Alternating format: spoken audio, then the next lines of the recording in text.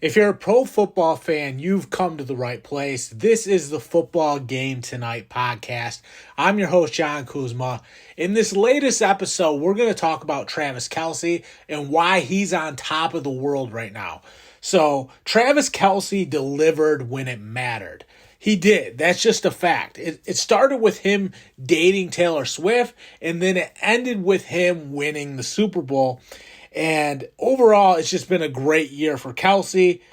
To be able to do that while the pressure is on in front of Taylor Swift, I mean, he really stepped up. She's watching. She starts coming to the games. And what's Travis Kelce do? He wins the Super Bowl right in front of Taylor Swift. You know she loved that. And now Travis Kelce is kind of leveled up himself. He's basically a pop star now, along with Taylor Swift, because she's the number one pop star in the world. By dating her, he's almost become a pop star himself. And it's amazing what Travis Kelce has been able to do, over the past year and a half, because he's got like the number one podcast in the world right now with his brother.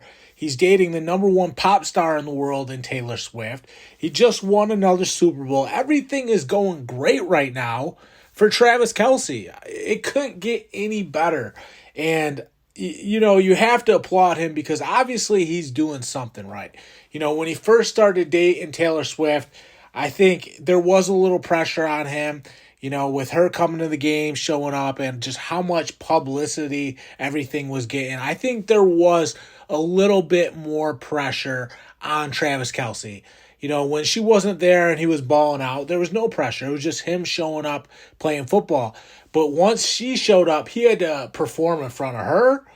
He had to, do it while the public eye was on him and everybody was wondering, if he's going to be able to back it up now that everybody's paying attention to him and Taylor Swift's relationship. I think Travis Kelce lived up to his end of the bargain by, winning the Super Bowl. And you look at what he did those last three games in the playoffs, had a really good game against the Bills, had another solid game against the Ravens. Then, in the Super Bowl, he was pretty good in the Super Bowl too, made some clutch plays in that Super Bowl. So Travis Kelce had a great year. When you look back at everything he accomplished this past year, dating Taylor, becoming an even bigger celebrity, winning the Super Bowl. He was dotting his I's and crossing his T's this past year. I'll tell you that. So Travis Kelce, is just blowing up right now. And at this point, right now, at least, if you go on Google Trends right now and you type in Travis Kelce's name and you type in Patrick Mahomes' name, Travis Kelce is actually more popular than Patrick Mahomes right now. And that's the Taylor Swift effect. And you look at what Taylor Swift actually did for the NFL too, like every team's salary cap went up by like $30 million. Obviously, having Taylor Swift around the NFL has helped the league's brand. Not only that, it was the most watched Super Bowl.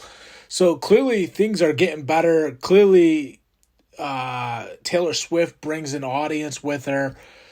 And to be able to get it done in front of all those people that are now paying attention to Travis Kelce, I mean, like I said, Travis Kelce delivered when it mattered. He's on top of the world right now. And he didn't let all that, all that attention affect him. He did have a regular season that was down a little bit in terms of his performance. But, when you level up to this new level in life, sometimes you're in a transition period. Travis Kelce, I think, had to move homes because people were lingering outside his home when he started dating Taylor Swift.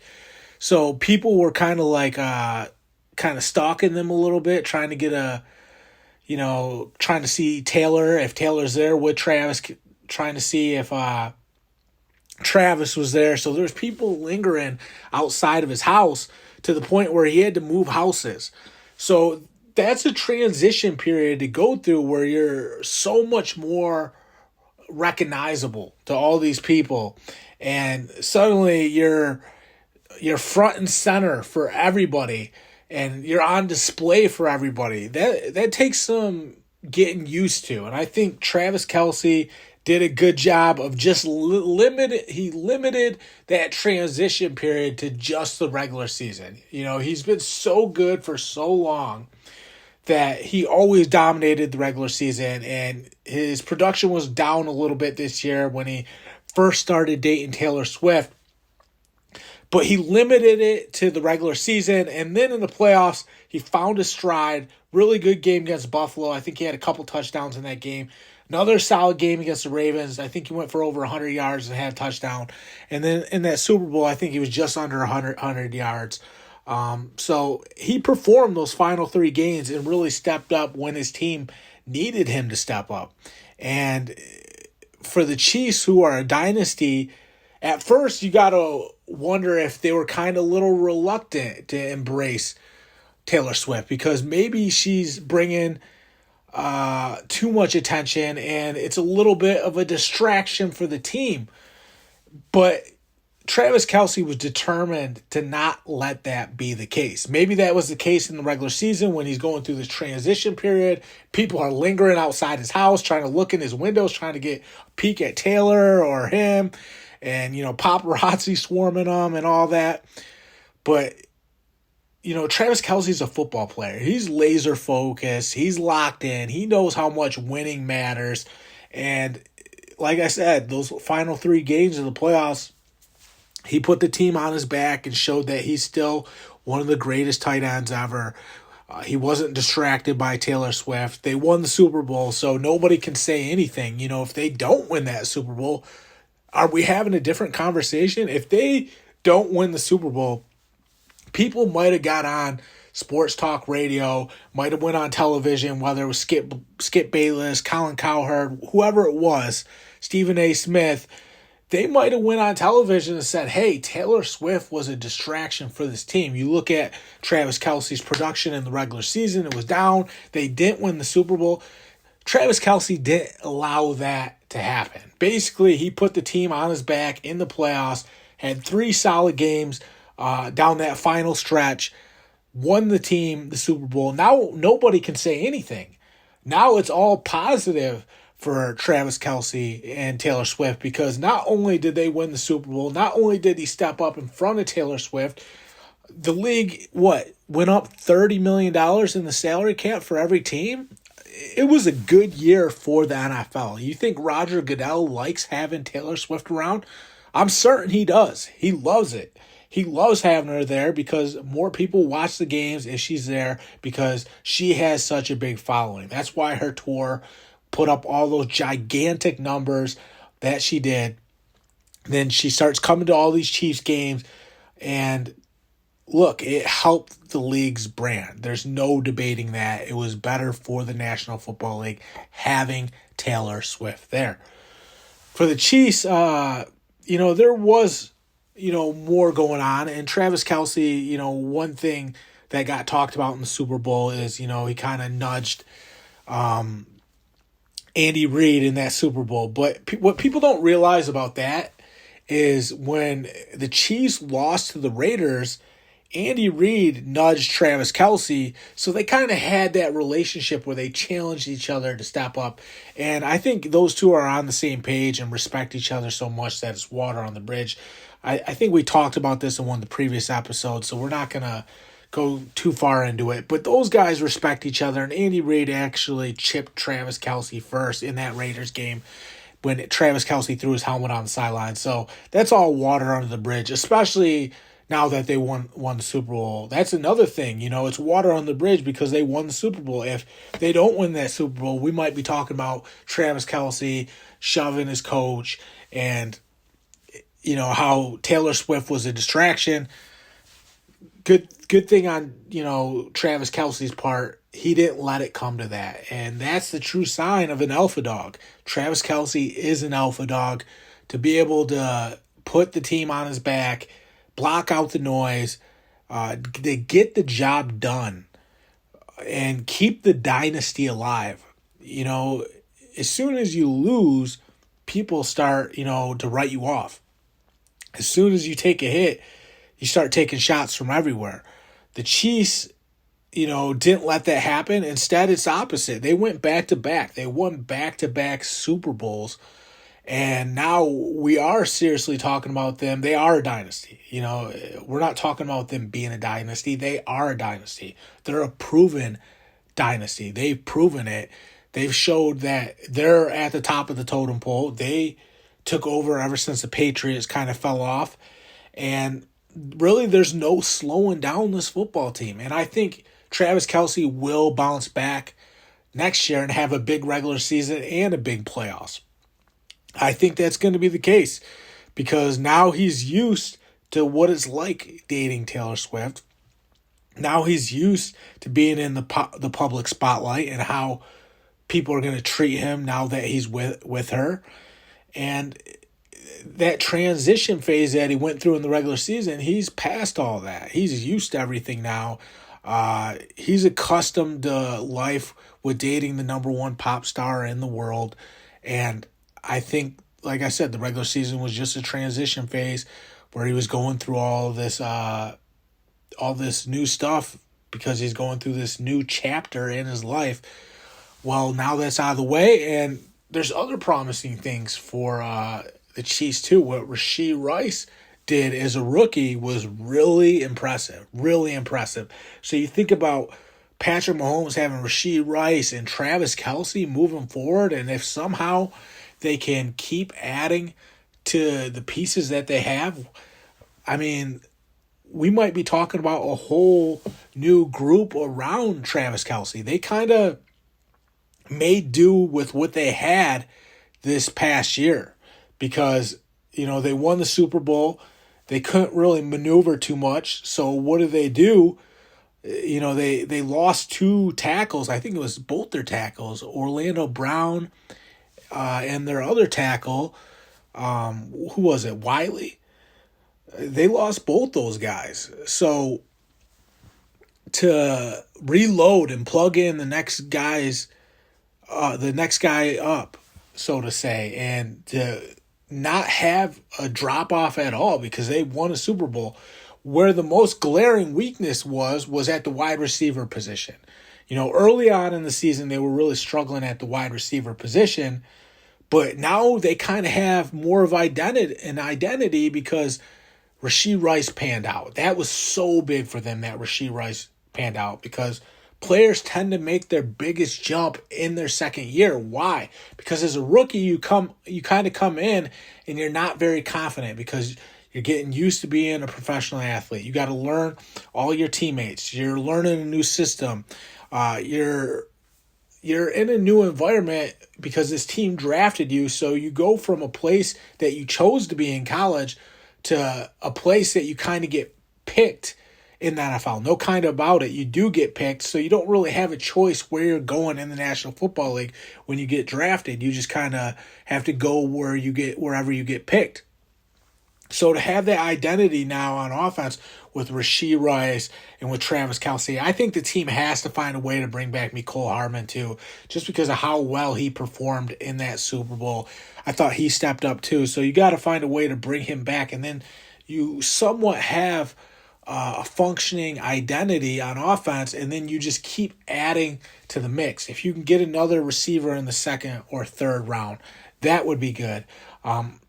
Right now, I might honestly, in the draft, I might stick with defense with, the top pick because they have such a good defense. If you stick with defense with the first pick, I think you can really bolster that defense, make them even better, and then you can always take another receiver in the second or third round.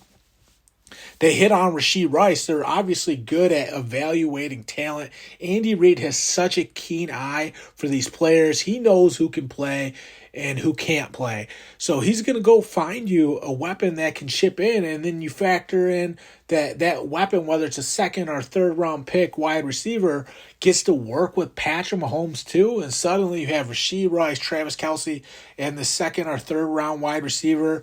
It worked for him last year. Stick with it. I would go defense, first round pick. I would keep bolstering Steve Spagnuolo's defense just because that defense was so good last year. You want to add to it. You get another banger, another alpha dog on that defense in the first round, and you take them to another level. And then, like I said, Andy Reid is so good at finding these players, even if they're at, a mid-major college. I always go back to Kareem Hunt out of Toledo, great pick. Rashee Rice, another great pick. So he knows how to find these players later on in the draft that he can plug in and team up with Patrick Mahomes. And because they're in such a good environment and because they have one of the greatest quarterbacks of all time, their odds of being successful are tilted in that player's favor, which is exactly what we saw with Rashee Rice. Then that player will also be mentored by Travis Kelce, who as a tight end is one of the best route runners we've ever seen as a tight end. I can make a strong case he is the best route runner ever as a tight end. So he's going to teach that young player a few things about how to get in and out of his breaks, how to set defenders up one way, the little nuances of route running that make defenders get lost. Not only that, Travis Kelce is, such a pro. He's going to teach those young players how to approach the game, how to make sure their head's screwed on tight and they're not distracted by things off the field. I think, Travis Kelce can be a huge influence on a young player that's coming in and make them buy into the system and just teach them how to get open for Patrick Mahomes and what Patrick Mahomes likes as a quarterback, whether it be, the curl route breaking off and flashing back to his quarterback or whatever it is. We don't know the intricacies that they iron out in practice because that's all the fine details that they take care of every day in practice. So you really have to be there every day as a reporter to know those things. We're just kind of watching it from the outside looking in and kind of digesting what we see and come into our own conclusions. But I definitely think Travis Kelce helped Rashee Rice this past year. I know that Travis Kelce is still helping Patrick Mahomes. Those two are, the two pillars for this Chiefs offense. There's three pillars, really. It's Andy Reid, Patrick Mahomes, and Travis Kelce. Those are the constant on this offense. They are the things that are always working in this team's favor.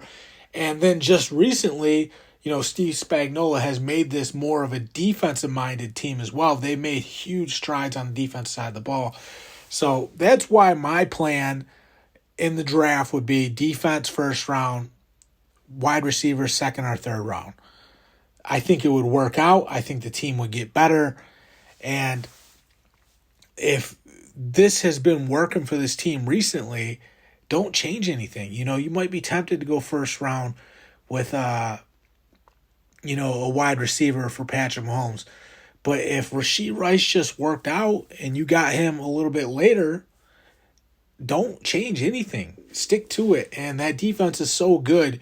Give Steve Spagnuolo another alpha dog on that defense. I promise you he will deliver good results. And then you let Travis Kelce and Patrick Mahomes mentor any other young players that you bring in during the draft. It's going to work.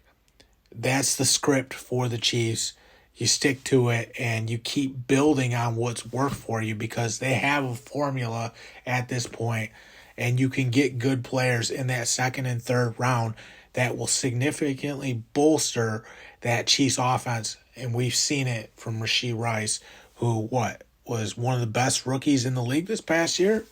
I mean, you can make a case he was the best offensive rookie because he won the Super Bowl. It's a case to be made. Now, some people might like some of the other players around the league, but some people might say, C.J. Stroud had the best year. Look at what he did for the Texans, but you could always come back and say, well, Rashee Rice won the Super Bowl, so how was he not? It's a case that could be made. When it comes to this team, though, they're just so good at staying locked in and keeping their eye on the prize. And that's Andy Reid making sure that his team is coordinated on another level. And what he's been able to do with Travis Kelce work in the middle of the field. I mean, Travis Kelce does such a good job at working those post routes, working the seam routes.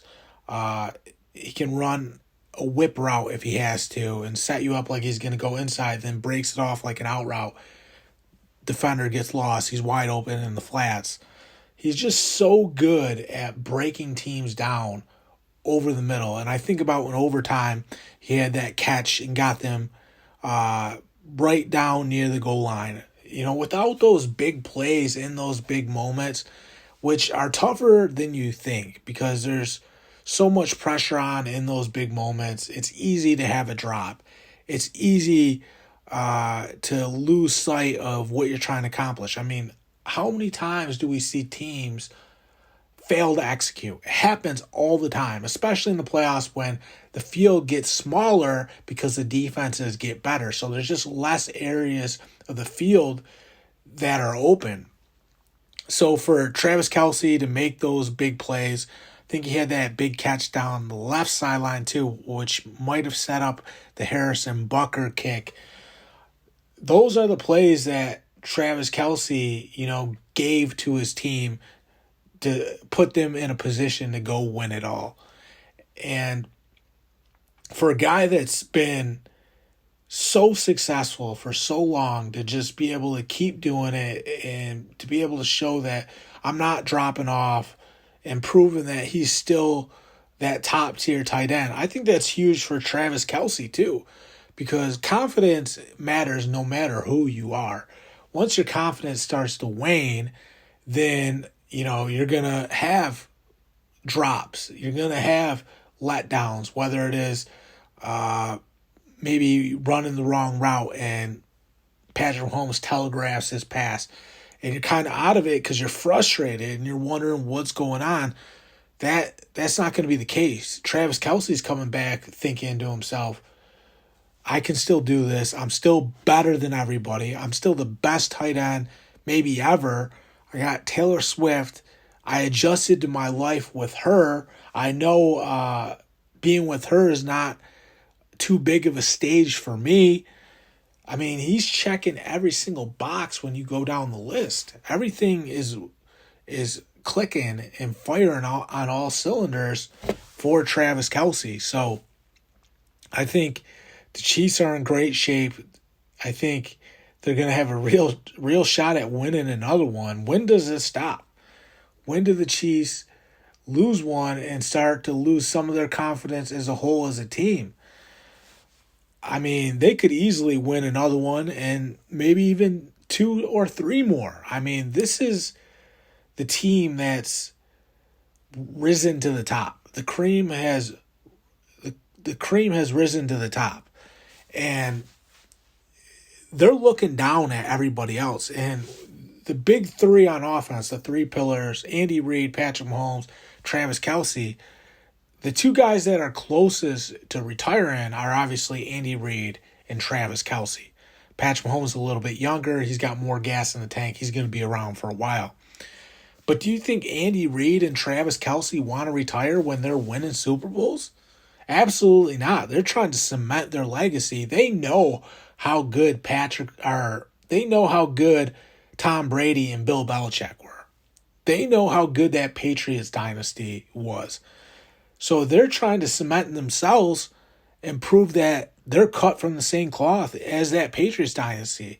And, they're halfway there. The Patriots, they won 6? And the Chiefs have 3? It's still a little ways out, but now suddenly the goal seems a lot more obtainable. It's within reach. And to think that it's within reach after how good the Patriots were for so long. I mean, most of my life, the Patriots were outstanding. The fact that the Chiefs have a chance at catching the Patriots, I mean, you really have to tip your hat to them because that's not an easy thing to do. And the fact that it's happening so soon, it's unbelievable. I didn't think we would see anything close to the Patriots for 20, 30 years maybe. Maybe 20 or 30 years from now, we see a team that can kind of do what the Patriots did, and maybe they don't tie the Patriots. Maybe they get to 4 or 5 and they're close, but they're not just quite the Patriots. Well, the Chiefs have 3 Super Bowls. The Patriots had 6. Brady won another one with the Buccaneers, so he has 7. But the Chiefs are suddenly within reach of the Patriots. Just have to win 3 more. I definitely think they could get another one next year. That puts you at 4. And then what? You're 2 out? You're 2 out of the Patriots dynasty? And really, it's about the longevity of Andy Reid and Travis Kelce. If those guys can squeeze out another 5 years, we could be talking about a Chiefs team that matches the Patriots dynasty. And if Andy Reid walks away, I just don't know if that's the case.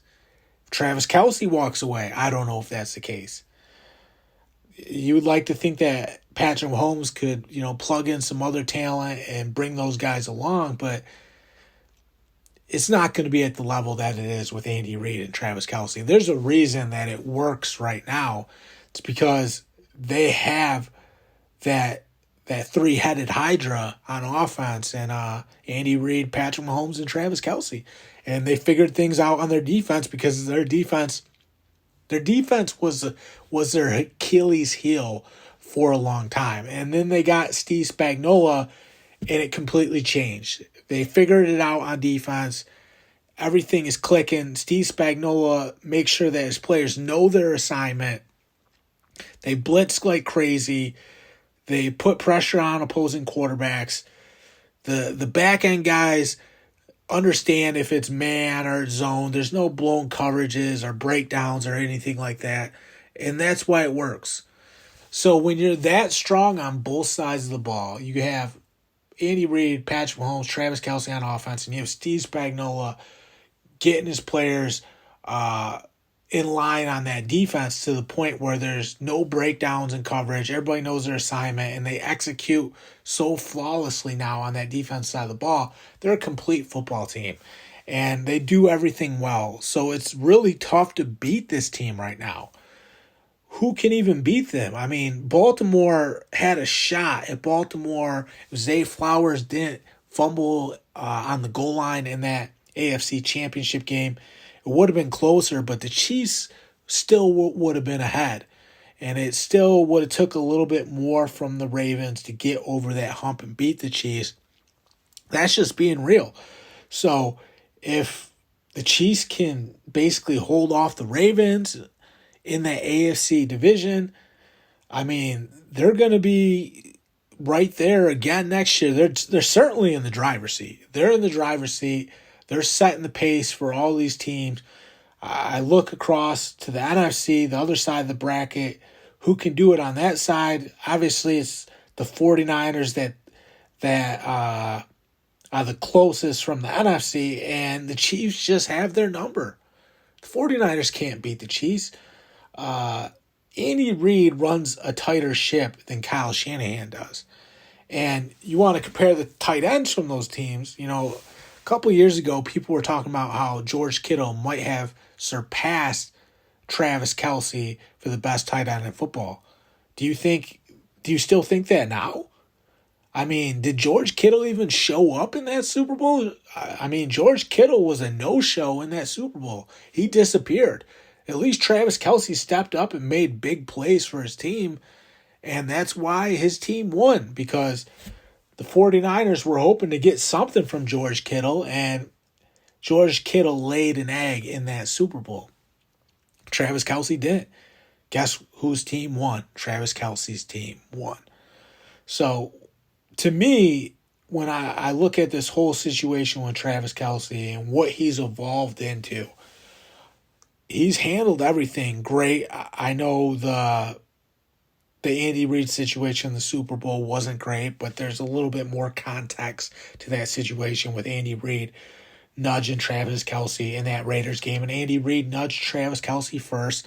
I'm sure Andy Reid nudged him because there's definitely a little bit of jealousy in that Chiefs locker room with Travis Kelce dating Taylor Swift. They'll brush it under the rug, but there's definitely a little bit of jealousy when one of your teammates reaches another level of fame, and that's just natural. It's the way it goes.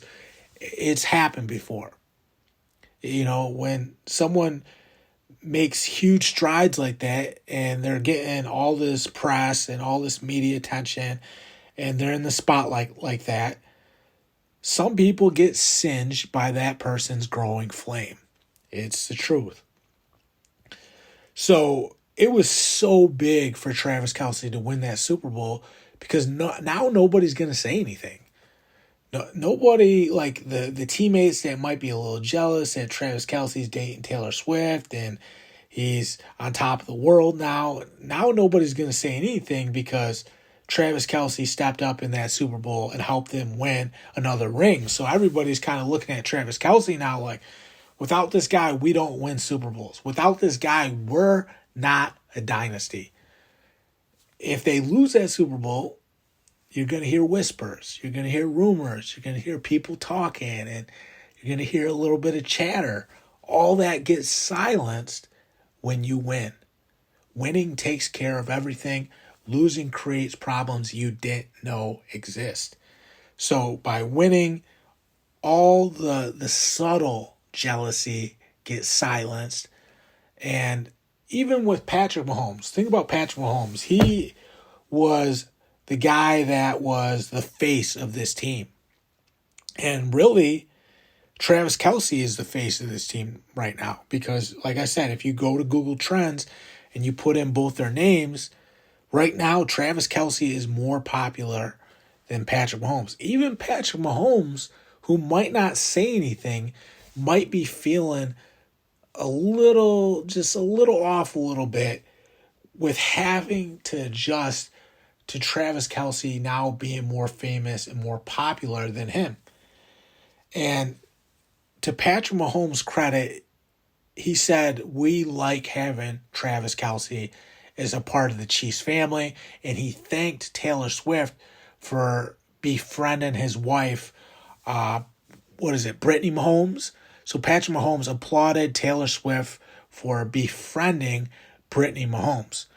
So I think overall, they've done a good job of adjusting to Taylor Swift coming into that Chiefs family. And it's not easy to do. It's not. Even with Patrick Mahomes maybe having to take a little bit, even a little bit of a back seat.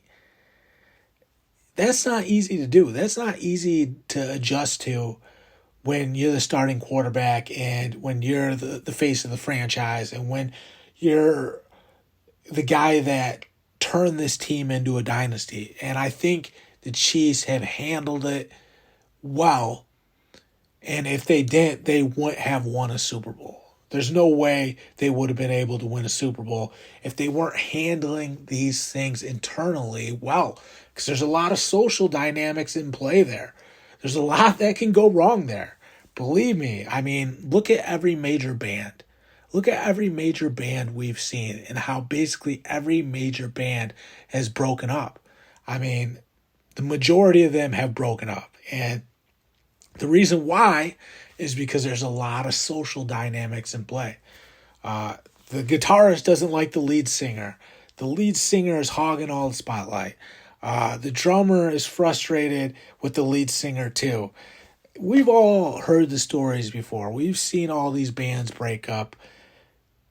It's hard to keep a group of people together. It's hard to keep everybody happy. And then you bring someone like Taylor Swift into the mix, who is just this mega pop star right now, on top of the world, crushing everything. We all know how popular she is. There's a lot that could have went wrong, and it didn't. If it did go wrong, they wouldn't have won the Super Bowl. They did because they handled it so well. So you do have to applaud Travis Kelce and Taylor Swift for that too. Clearly, they've done a good enough job of being welcoming, and they've done a good enough job of embracing everybody. They weren't, sticking to themselves. I think they did a good job of trying to reach out and make everybody feel like they're a part of their lives as well. So when you have people that are capable of bringing other people along and making them feel included and in that spotlight, and people don't feel left behind by them, I think that's a huge thing as well, which clearly the Chiefs have done a good job of doing. And we saw Taylor Swift after the Super Bowl. I think she was like maybe celebrating with the kicker of the Chiefs, the long-haired guy. She was having fun with some of the other players. That's a big thing too. She's accessible not only to all the fans. I've seen her leaving stadiums, and she was accessible to a lot of the fans, saying hi to everybody, giving people a hug. We saw Jason Kelce grab a little girl and lift the little girl up to the press box so that little girl could say hi to Taylor Swift. Taylor Swift is a good person. There's no denying that. And then you look at when the shooting happened, after the Chiefs parade, Taylor Swift donates to some of the victims. Travis Kelce donates to some of the victims. They've handled it well. They've done everything that they were supposed to do to make this thing work and to make people feel like they're a part of their journey as well, whether it's Brittany Mahomes, whether it's some of the other teammates, whether it's the fans. Like I said, Jason Kelce was at the Bills game without his shirt on. The little girl in the stands wanted to see Taylor Swift. Jason Kelce asked the mom, can I lift up the little girl to the press box to say hi to Taylor Swift? Jason Kelce does that. The little girl gets to greet Taylor Swift. It's little things like that that make the whole situation tick. And guess what? The Chiefs are back on top again. And now they have the power of Taylor Swift going for them too. So they might be stronger than ever. And there's just a lot of things going well right now for Travis Kelce, the Chiefs, Taylor Swift, Patrick Mahomes. Everybody's up right now. So there's not a bad thing you can say about this situation. It's all good.